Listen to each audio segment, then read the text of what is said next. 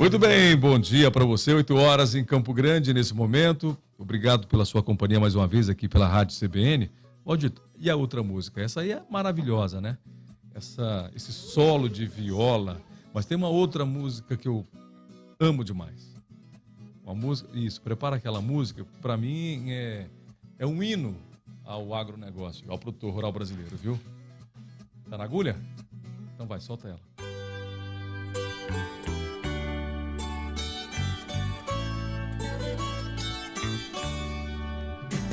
Obrigado ao homem do campo, pelo leite, o café e o pão.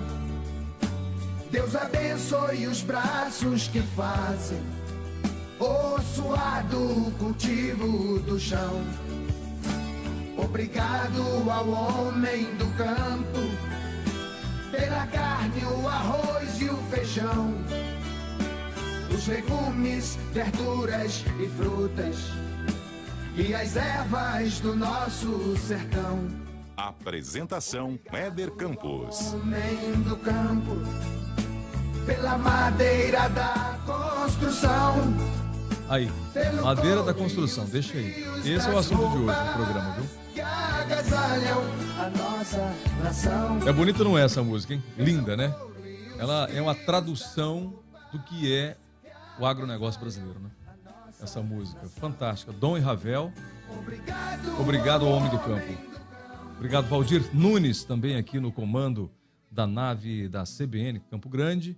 Luiz Vilela também aqui no apoio técnico para essa transmissão do programa via internet, numa live pelo Facebook. Eu convido você, inclusive, para nos acompanhar ao vivo agora pelo seu Facebook. Vamos lá. Acesse cbn.com/cbncg oficial e curta a fanpage da CBN Campo Grande. Tem também o nosso WhatsApp. Quer falar conosco? 67998937000. Esse é o WhatsApp da CBN Campo Grande.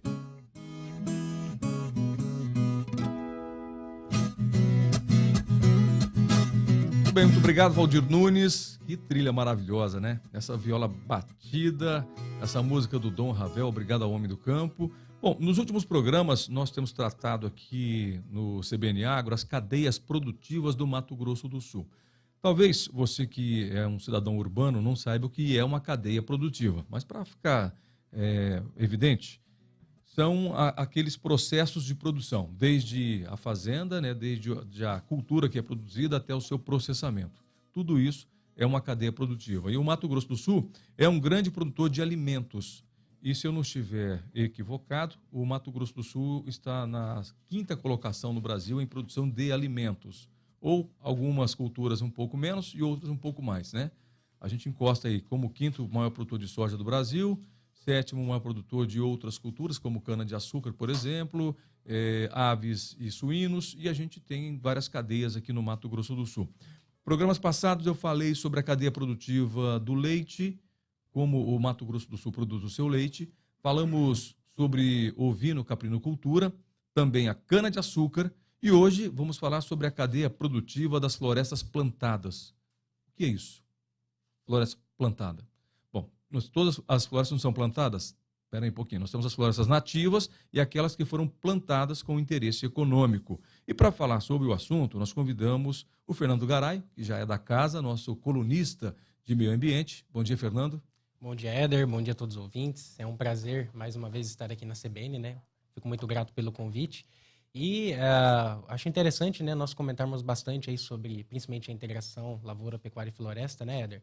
Que é hoje aí a principal instrumento, né, que está sendo estimulado até pelo governo federal, inclusive para o país atender aí as metas de redução de emissões de CO2 no setor agro, né?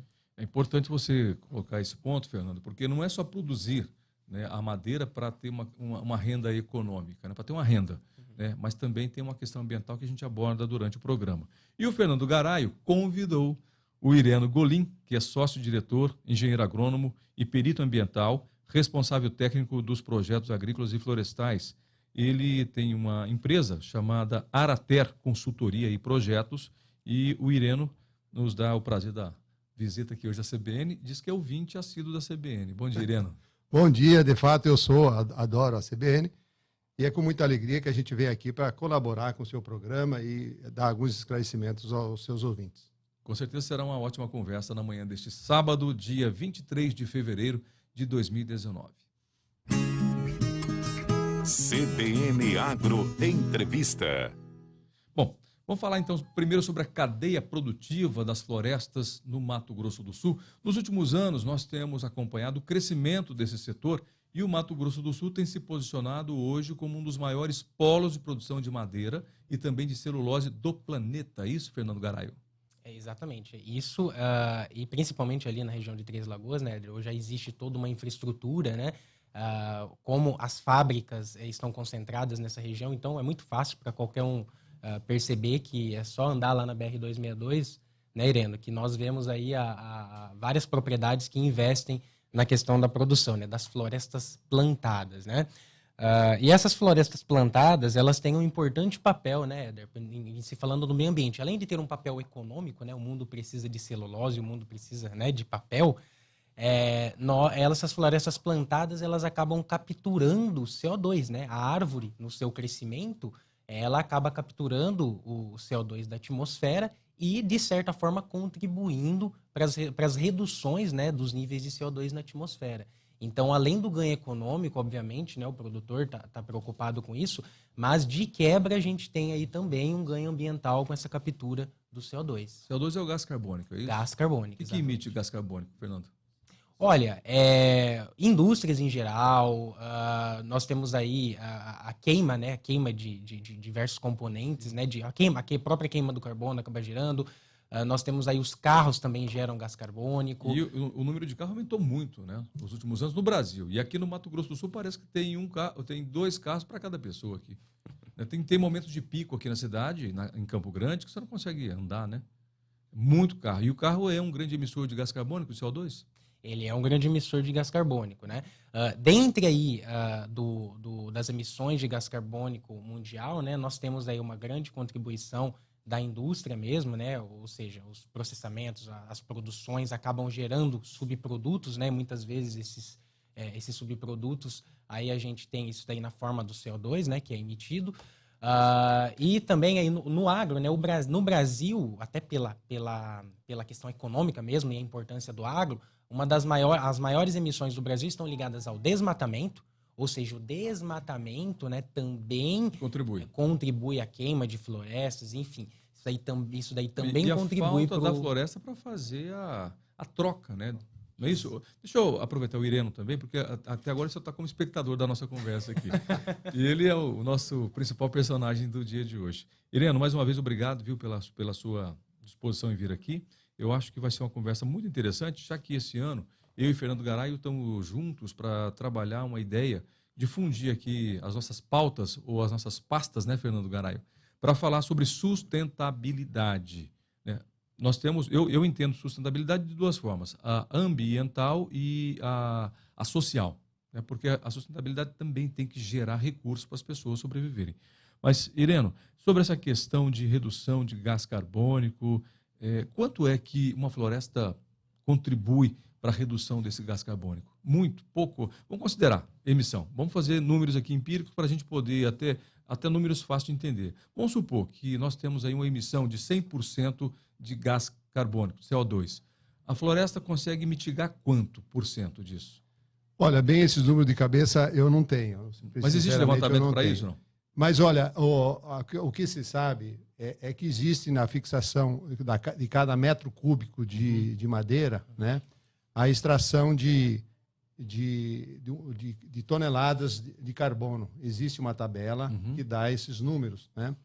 Inclusive, por isso que fala que quando você tem a silvopastoril, no caso, a pastagem juntamente com o reflorestamento, por exemplo, principalmente de eucalipto, né?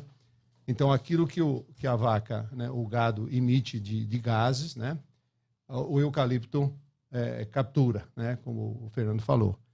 Então, existe esse equilíbrio. E a Embrapa tem feito dias de campo explicando isso aí, tem material suficiente. Então, na verdade, a própria pastagem, se ela bem conduzida, ela ajuda, todo o vegetal ajuda a fazer essa troca e esse equilíbrio. né? Mesmo o pasto ajuda, então, O pasto também ajuda. mitigar o CO2. O pasto ajuda desde que ele não seja Degradado. Exatamente. Se ele for um pasto muito baixinho, a degradação ocorre de várias formas, né? E a pior delas eu vejo que é o arraste, né, de sedimentos, né? E isso também já é calculado, né? Pelo tamanho da pastagem, o tanto que é perdido de solo.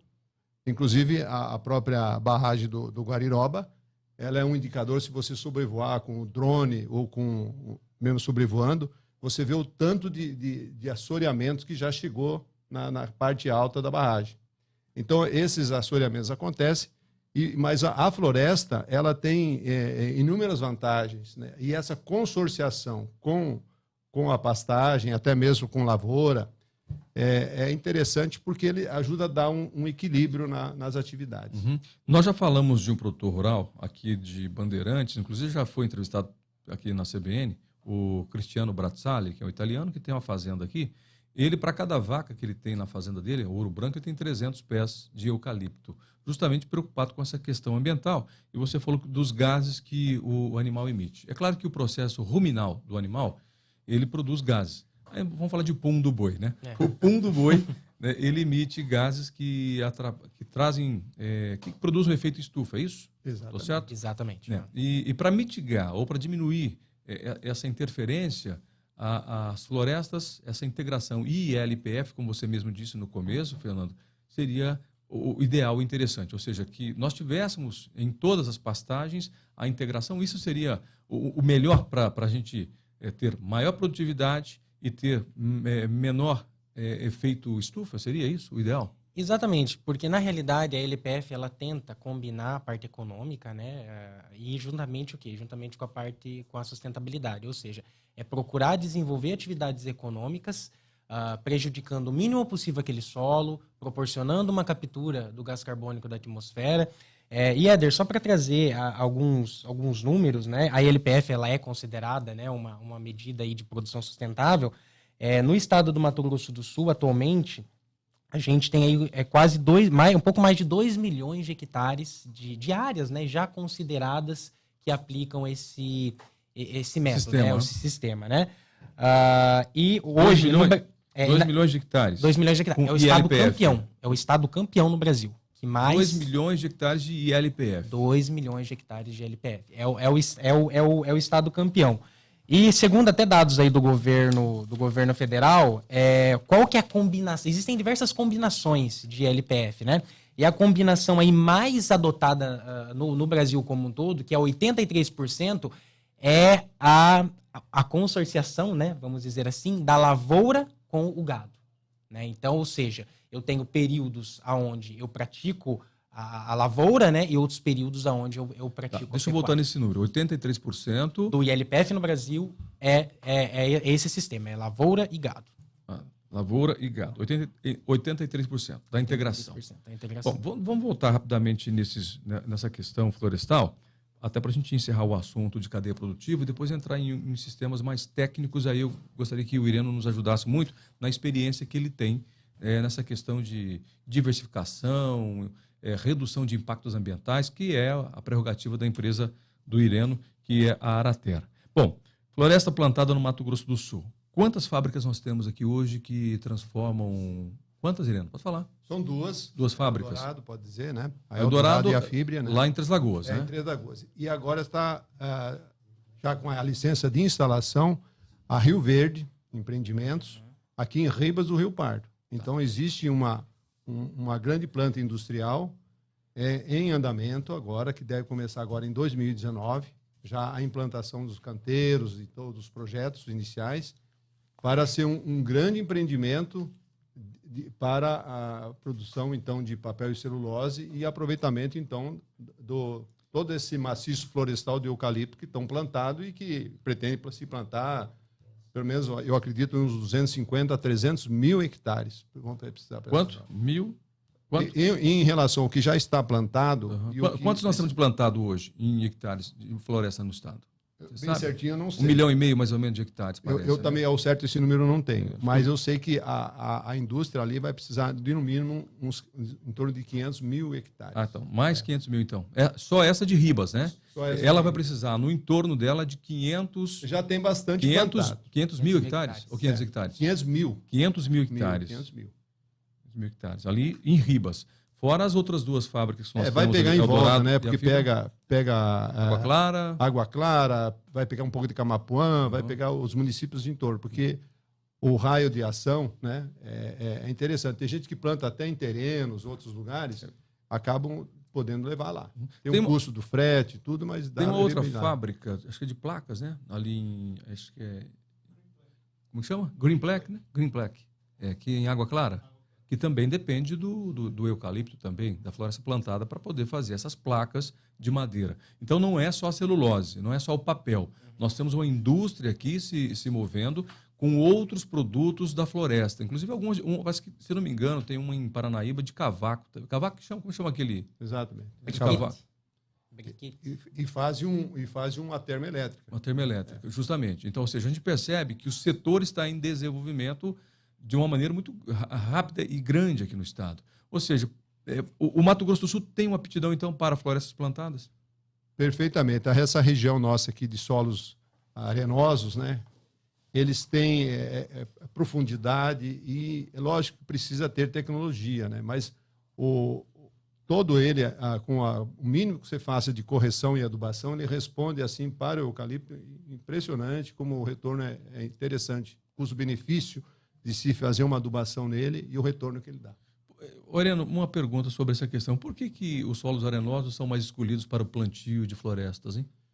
Eu vejo o seguinte, primeiro, porque os preços são mais baixos, né?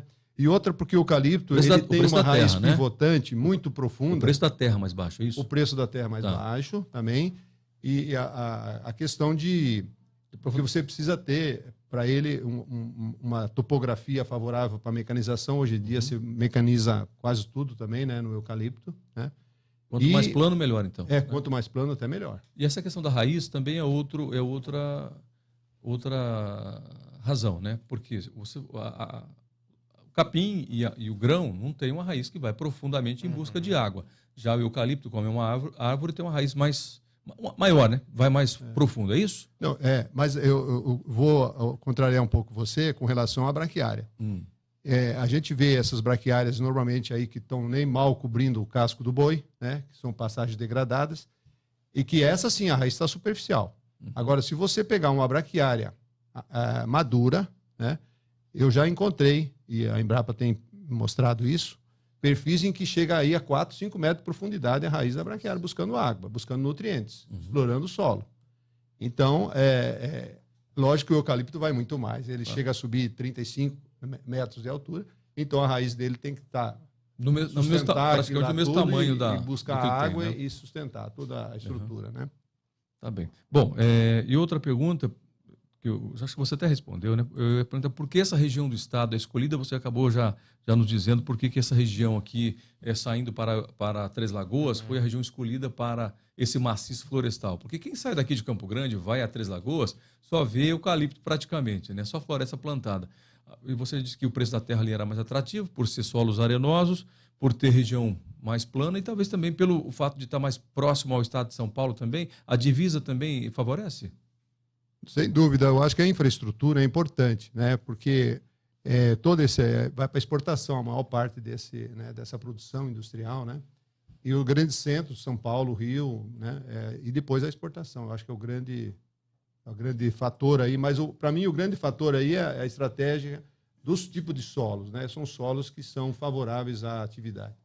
Bom, a gente vai para o intervalo comercial, só a título de informação. O Mato Grosso do Sul, em termos de faturamento do agronegócio, nós temos como principais produtos do agro, né, o boi, a soja e a celulose, sendo que a soja sempre foi o principal produto mais exportado e a celulose agora vem ultrapassando, né, essas duas outras atividades, a pecuária e também o grão, a soja. Então a celulose está dando um pulo, um salto, vai ser o principal produto exportado pelo Mato Grosso do Sul. E outra questão é que Três Lagoas hoje é a cidade de maior faturamento, né, de produtos do agro por conta da celulose. A maior participação do agro hoje no estado é o município de Três Lagoas, com 63% desse movimento financeiro que o agro traz para o Mato Grosso do Sul. Nós vamos para o intervalo comercial, daqui a pouco eu volto com o Fernando Garay, o nosso colunista de meio ambiente, que hoje trouxe para a gente aqui como convidado o Ireno Golim, ele é engenheiro agrônomo e perito ambiental e proprietário da Arater Consultoria e Projetos. Nós voltamos em instantes. CBN Agro, com Éder Campos. Opa, muito bem, de volta com o CBN Agro, hoje conversando com o Ireno Golim, ele é sócio-diretor da empresa Arater, engenheiro agrônomo e perito ambiental. Bom, quem convidou foi o Fernando Garaio, que é o nosso colunista de meio ambiente. O Fernando tem feito uma parceria boa comigo aqui, porque este ano nós temos trabalhado a questão sustentabilidade dentro do agronegócio. E o Ireno me contava agora há pouco sobre essa questão de licenciamento ambiental, porque tem muita gente que acha o seguinte: tem uma árvore em frente de casa, eu vou lá cortar essa árvore, é pegar o machado ou o serrote, cortei, tirei a árvore, está cortado. Tirei, estava me atrapalhando. Não é bem assim, não é, Ireno? E o Ireno me contou de um caso aqui em Campo Grande, de uma pessoa que foi fazer uma obra civil e tinha 51 árvores nativas no terreno. Ele foi lá e cortou. Uma multa de R$120 mil. Alerta, hein? Correto, correto. Então é um alerta à população, também a urbana, né, que existe uma lei, né, municipal, em que ela é muito mais restritiva com a estadual e a federal e com relação às árvores nativas. Para vocês terem uma ideia, nessa lei, se você tirar uma árvore nativa, a multa, sem autorização, a multa é R$1.400 por árvore. Se for uma espécie protegida, tipo piqui, tipo uma aroeira... IP não. IP não. Árvore protegida, que nós temos aqui no estado umas 9 que são protegidas, elas, aí é o dobro do valor, né? E dependendo da localização dessa árvore, aí aumenta. Eu sei que nesse caso, com 51 árvores, a multa chegou a R$120 mil. E a pessoa estava inocente, porque ela pegou a licença prévia da prefeitura, dizendo que ela podia fazer a obra, ela entendeu que ela já podia fazer a supressão, o desmate das árvores nativas. E não, é um outro processo que tem que pedir para a prefeitura justificar, para fazer uma compensação, um pagamento, ou até o plantio, né, dessas mesmas árvores em outro lugar que a prefeitura possa designar, num parque, coisa assim. Então, é um alerta, porque não é só o meio rural que está sujeito a essa legislação. O estadual, o municipal também é muito mais rígido. Irene, eu percebo que nós temos pouca tecnologia para atender essas demandas ambientais, em especial em centros urbanos. Eu já vi na internet, já recebi alguns vídeos, talvez vocês já tenham recebido, de máquinas na Europa que têm uma capacidade de fazer, arrancar uma árvore dessa e replantar em outro ambiente. É uma máquina grande, ela tem uma haste, uma mão que entra no solo, né, vai profundamente na raiz, o necessário para que ela não morra, né? Tira essa árvore e replanta em outro local. Eu tenho observado aqui na capital a forma de desbaste de árvores, dessa questão de manutenção. Os serviços aqui são muito atrasados em termos de mecânica, né? No Brasil. Perfeito. Existe hoje em dia equipamentos que a gente, aqui no Brasil, acho que nem imagina que existem. Essa máquina que você está falando, ela é australiana, né? E realmente ela consegue ir lá preparar o buraco, né, vamos dizer assim, o local, vem aqui, ela mesmo tira formato, a árvore no mesmo leva, formato, inclusive, né? E planta inteirinha, e talvez tenha só que fazer uma pequena poda, porque não sei se o pessoal sabe que para você transplantar uma árvore adulta, o quanto mais podada for ela, melhor ela tem um pegamento, que ela rebrota. Então, porque se você deixa todas as folhas, há uma perda, né? uma evapotranspiração muito grande e tal, e as raízes ainda foram afetadas. Então, o certo é fazer uma boa poda para daí fazer o transplante da espécie. Uhum. E se é nativa, sempre tem que ter, mesmo seja uma árvore só. Faça um requerimento na prefeitura, vai lá, quer dizer, eu acho um absurdo, por causa de uma, né? Fazer isso. E outra, a prefeitura radicalizou tanto que até as podas, dependendo da poda, você tem que pedir autorização. Quer dizer, ela está incomodando lá na tua casa, dá não sei o que. Se você for lá e faz uma poda, de qualquer jeito, está sujeito a ser multado. Isso para qualquer espécie nativa? Para qualquer espécie nativa. Nativa, né? Se for plantada... Se for uma espécie ornamentação que for exótica, mesmo assim, se for dentro da rua, né, é necessário fazer. Uhum. Bom, Ireno... Deixa eu pedir licença a você, Fernando, porque agora nós vamos para o repórter CBN e voltamos já com essa conversa que está muito interessante. Repórter CBN.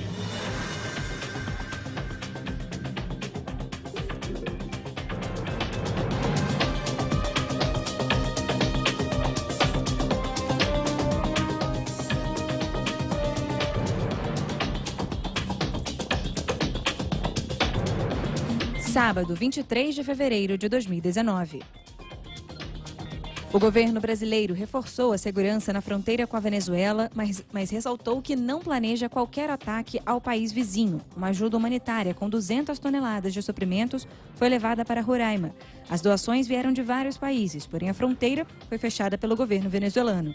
O presidente Jair Bolsonaro criou um gabinete de crise para acompanhar a situação. A Polícia Civil do Rio prendeu na Paraíba o criminoso Luiz Cláudio Santana, apontado como um dos chefes da principal facção criminosa do estado. Ele foi preso em um apartamento de luxo à beira-mar em João Pessoa. Segundo os investigadores, em João Pessoa, o homem levava uma vida pacata e pintava quadros a óleo. Apesar de morar na Paraíba, ele comandava a venda de drogas e armas no complexo do Viradouro, em Niterói, na região metropolitana do Rio. Uma inspeção da Força-Tarefa liderada pela Agência Nacional de Energia Elétrica nas barragens de 21 usinas hidrelétricas não identificou anomalias que possam afetar a segurança das estruturas. A operação vai fiscalizar até maio as barragens de 142 usinas hidrelétricas em 18 estados. Depois dessa primeira etapa, a ANEEL continuará em maio e dezembro a inspeção presencial para totalizar 335 empreendimentos fiscalizados em 2019. O cardeal alemão Reinhard Marx reconheceu que a Igreja Católica destruiu arquivos sobre os autores de abusos sexuais. A afirmação foi feita durante a reunião histórica no Vaticano sobre a luta contra a pedofilia. Participam do encontro 114 presidentes de conferências episcopais de todo o mundo. Os religiosos foram convocados a falar sobre encobertamento dos casos de abuso por parte da Igreja.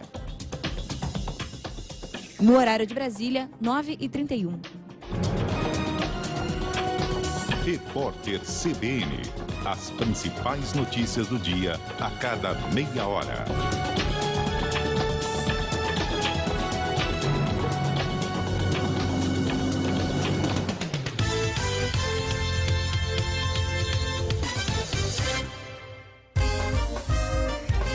Campo Grande é notícia, é pluralidade, é isenção, é CBN 93,7 FM, a rádio que toca notícia.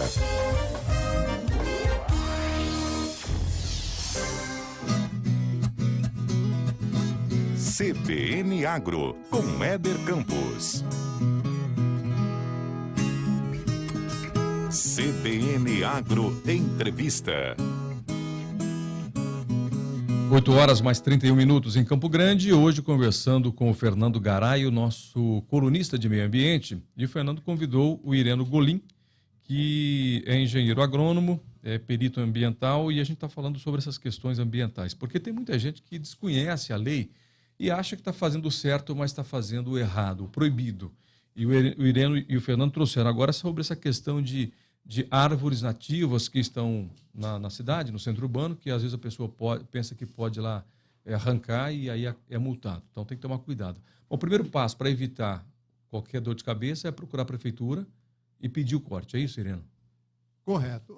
Se tiver um profissional que já o atenda, né? Porque normalmente esses processos podem ser feitos pelos profissionais credenciados junto à prefeitura. Que profissionais? Né? Os que fazem poda? poda? As prefeituras, no modo geral, né? Não estamos falando só para Campo Grande.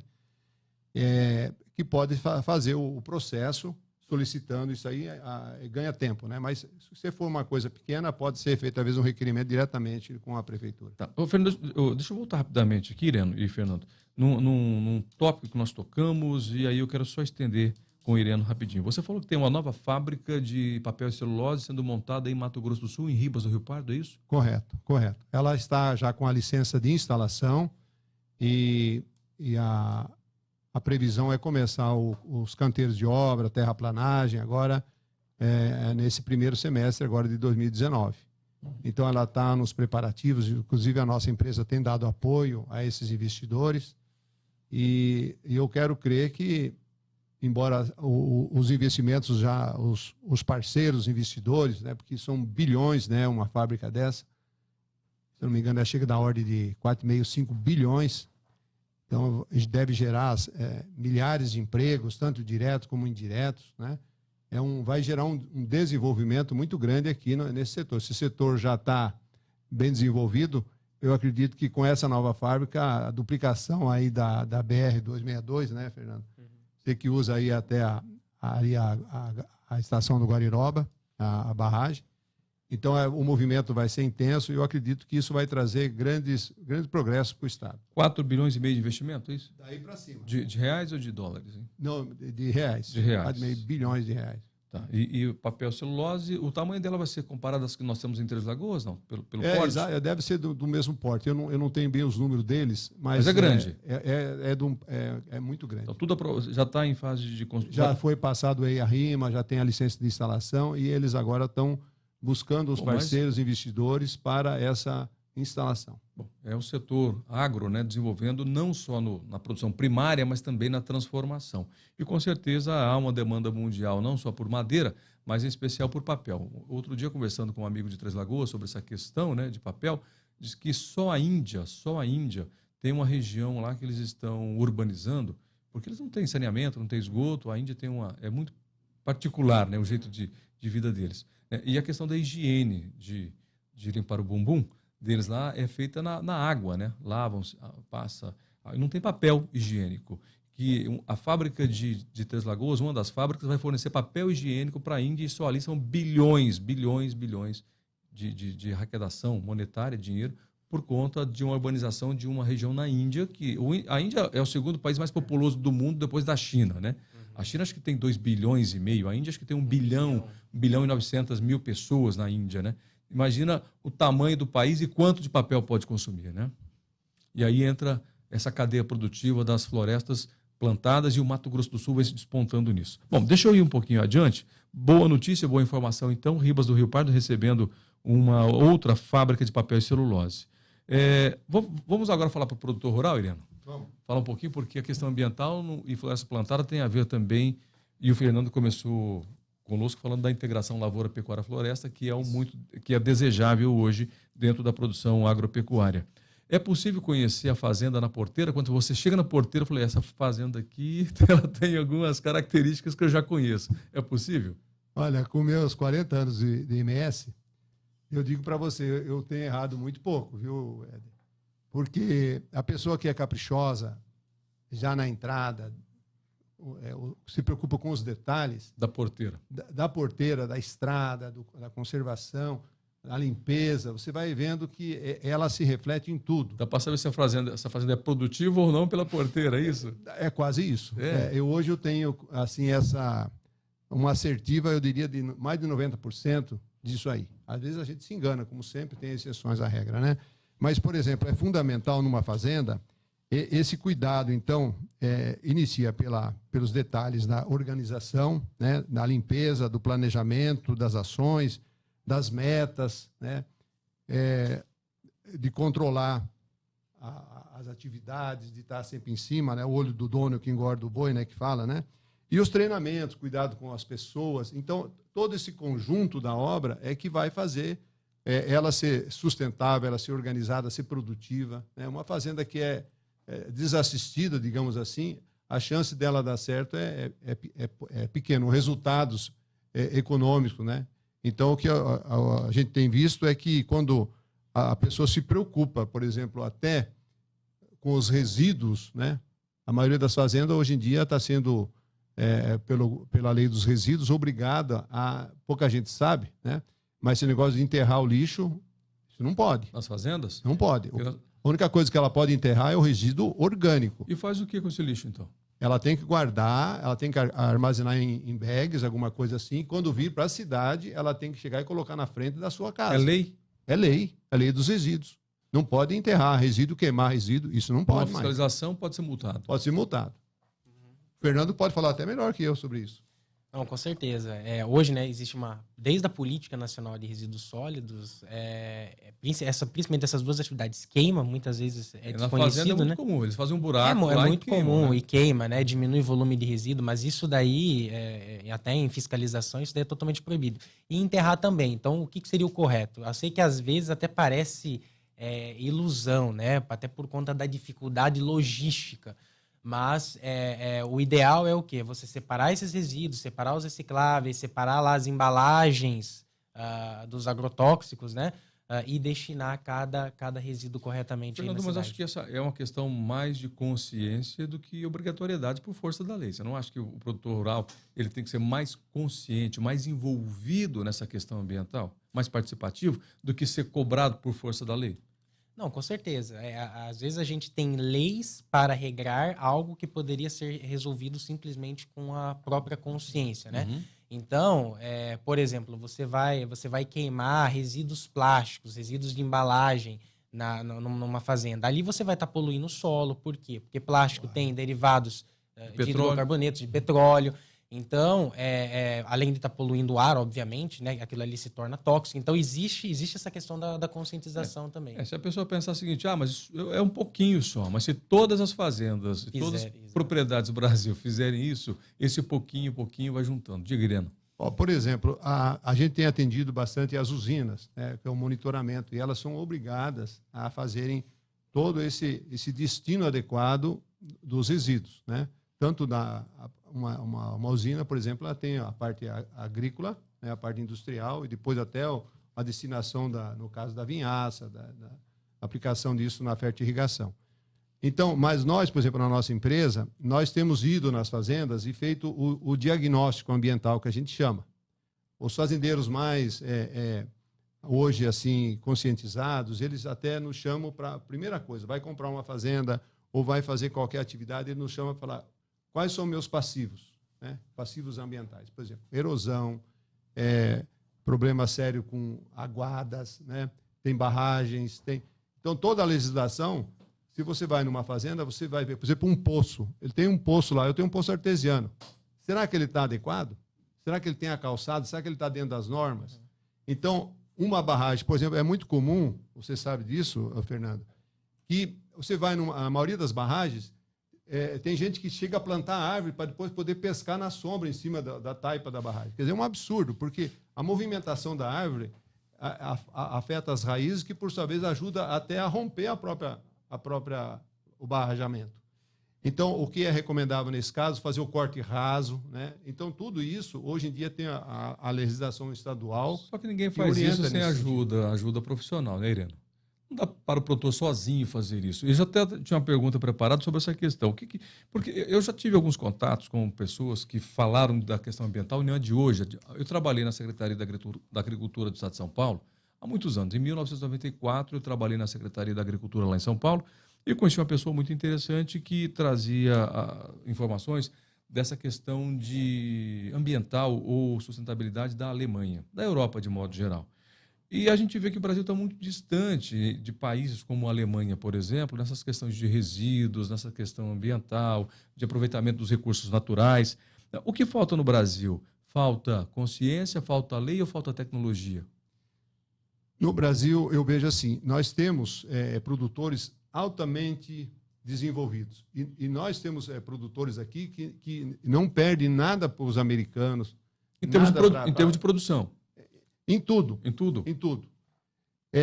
Nessa parte ambiental, de fazer as coisas certinhas, tem selo verde, tem gente do nível... Mas é uma minoria. É minoria.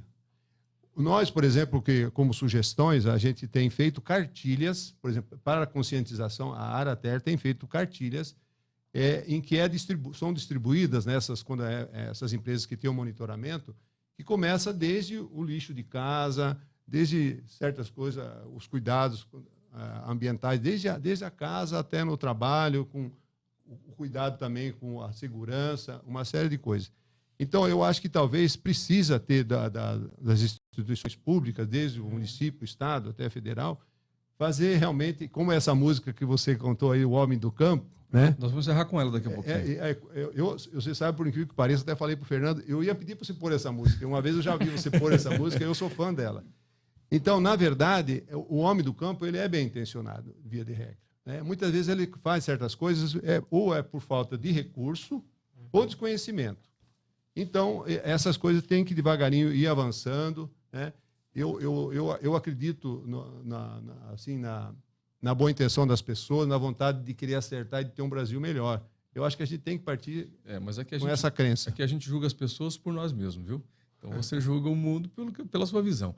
Para a gente encerrar aqui, Fernando, você havia me dito que é um decreto que regulamenta as multas ambientais, foi promulgado recente, é isso ou não? Isso, exatamente, Éder. Na realidade, no finalzinho do ano passado, a nível federal, foi emitido aí um decreto aonde se permitia a quem recebe uma multa pelo IBAMA, né, o IBAMA que é o órgão ambiental federal, utilizarem, ao invés de pagar uma multa, ou às vezes até judicializar esse caso, e aí a gente sabe que demora anos e anos, de utilizar esse valor em projetos efetivos de recuperação ambiental.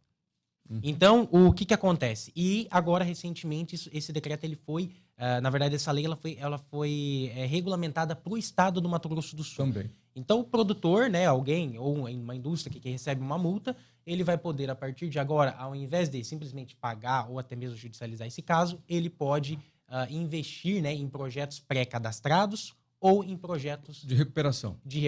Legal. Erosão, enfim. Bacana. Fazer um acordo, né? Ele pode fazer via judicial, já está judicial, ele pode propor um acordo e acertar. Muito bem. Irena, para a gente finalizar de vez agora, essa questão desse decreto, busca o contador para poder fazer esse trâmite todo ou tem que buscar apoio com o Ireno Golim aqui na empresa Araterra para poder dar seguimento ao processo de transformar essa multa em benefício ambiental? Se tiver judicializado, se tiver na justiça, né, acredito que tem que ser via jurídica, via advogado, propor ou geralmente o Ministério Público. Aí você entra no projeto para fazer recuperação.